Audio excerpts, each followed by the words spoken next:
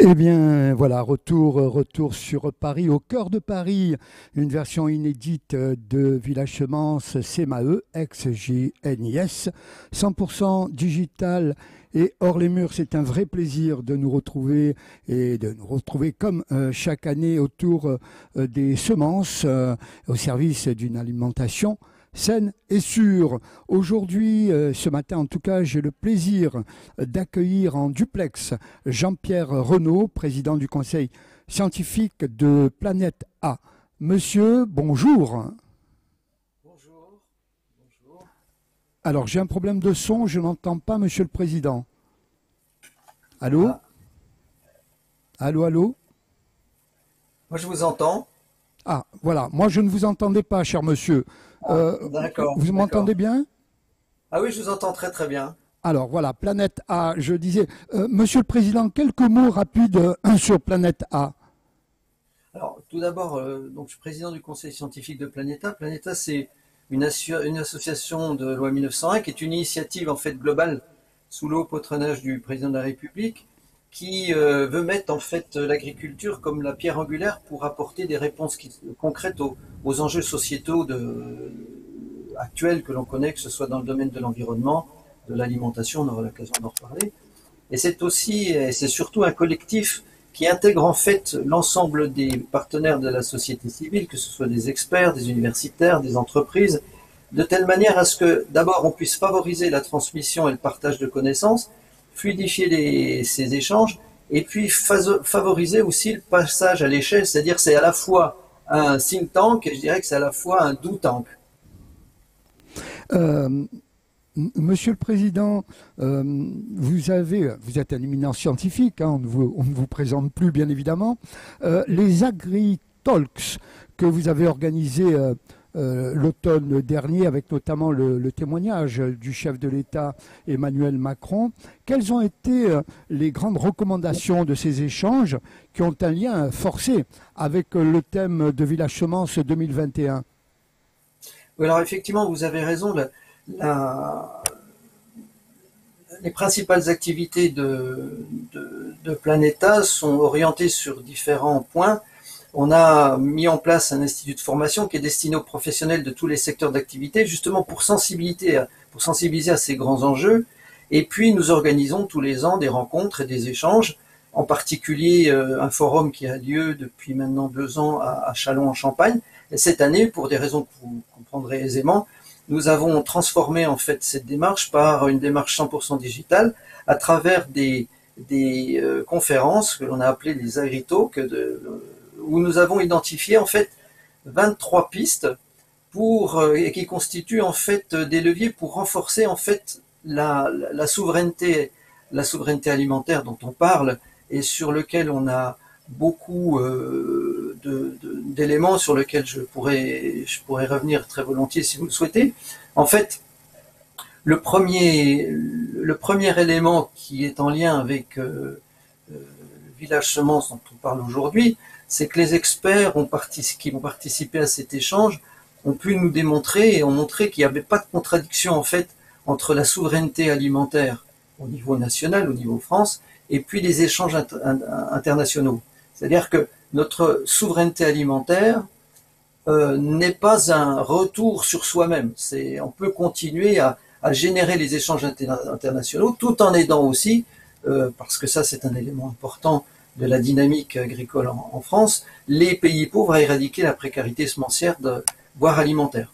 Le deuxième point qui était issu de ces agri-talks et qui me semble extrêmement important à prendre en compte au jour d'aujourd'hui, c'est de redonner de l'attractivité au territoire, excusez-moi, dans lequel les semences et les productions agricoles vont être produits plus globalement par l'agriculteur.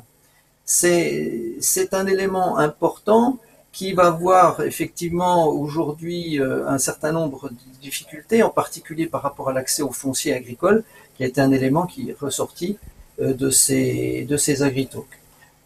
Quand vous évoquez la souveraineté alimentaire et quand on évoque les quotas, etc., comment vous vous situez?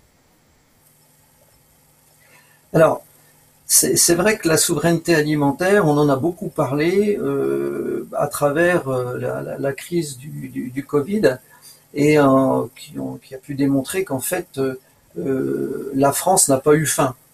La France n'a pas eu faim, mais je pense que la dynamique en fait qui existe aujourd'hui et qui rend en fait cette capacité à bien nourrir quantitativement va être adjointe à un certain nombre de sujets. Les quotas en sont un, mais il y en a d'autres sur lesquels on pourrait revenir. Alors, pardon, je vous ai interrompu, non? Alors, Non, non, simplement, oui, allez-y, président, allez-y. je pense que en fait, on a, puisqu'aujourd'hui on parle de semences, je pense qu'on a un vrai enjeu sur la qualité de la semence pour contribuer à cette souveraineté alimentaire et cette alimentation saine et durable. Et je voudrais en fait apporter 3 éléments par rapport à ça. Le premier est le lien entre le sol et la semence. Parce que la semence n'est rien sans le sol et le produit n'est rien sans ce couple du sol et de la semence. Et dans le cadre justement des agritalks et dans le cadre des travaux qui avaient été menés l'année précédente, il nous est apparu extrêmement, d'une manière fondamentale, de travailler sur le sol pour générer des sols vivants. J'ai un ami qui dit toujours, un sol vivant génère des hommes vivants qui génèrent des territoires vivants. Et donc le couple semence et sol sera fondamental dans cette Vous période. vous évoquez tout à l'heure 23 pistes de solutions à la sortie des échanges dans ce que vous avez organisé à l'automne dernier. Vous pouvez nous en dire plus? Quelles sont ces pistes? Alors, on ne va peut-être pas citer les 23 pistes, mais il y en a certainement quelques-unes que vous souhaiteriez mettre en avant. Alors effectivement, je, ce, cet élément qui concerne le lien étroit entre la santé humaine, la santé animale, la santé environnementale, ce continuum en fait de toute la chaîne du vivant est ressorti plusieurs fois. Alors, vous savez qu'aujourd'hui on parle beaucoup de la santé unique, cette notion de One Health, et ça c'est un élément qui est ressorti sur comment assurer et comment déployer cette dynamique du continuum du vivant, du sol j'allais dire, jusqu'à l'assiette. Ça c'est un premier point essentiel. Et le deuxième point qui est ressorti, c'est sur le fait que se nourrir n'était pas un acte de consommation comme les autres. C'est une nécessité vitale. Il faut qu'on reprenne pied en fait de notre système alimentaire en mettant l'accent sur la santé de chaque composante. Il faut qu'on sorte de ce cercle vicieux qui est, vous savez, on le connaît beaucoup plus dans les pays du Sud, mais il est éminemment de la même nature en Europe. C'est-à-dire que un sol qui n'est pas fertile n'arrive pas à nourrir des hommes, et ces hommes qui ne se nourrissent pas correctement ne sont pas en capacité de nourrir eux-mêmes le sol. Et donc là, on a un cercle vicieux. Donc là, il y a pas mal d'éléments qui sont revenus sur ces sujets à la fois la fertilité des sols, la continuité au niveau des plantes et le maintien de l'équilibre ou le renforcement de l'équilibre nutritionnel à partir de cette dynamique du continuum. Jean... Oui, Allez-y, Jean-Pierre Reynaud, allez-y. Moi, je crois qu'il ne faut pas qu'on oublie, que les agriculteurs, les pêcheurs aussi, sont des acteurs essentiels dans le système de santé. On parle beaucoup des médecins et des infirmières, mais ils ne pourront pas grand-chose sans un potentiel d'eau, sans un potentiel de nourriture saine. Donc, ce sont des éléments qui sont les pistes concrètes sur lesquelles nous allons travailler au sein de Planeta. Jean-Pierre Reynaud, merci. Nous arrivons au terme de notre émission. Effectivement, les agriculteurs ont été au centre durant cette crise sanitaire. Ils le sont plus que jamais. Jean-Pierre Reynaud, merci infiniment de nous avoir accordé un peu de votre temps. Nous arrivons donc au terme de cet entretien. Je vous retrouve. Merci Jean-Pierre.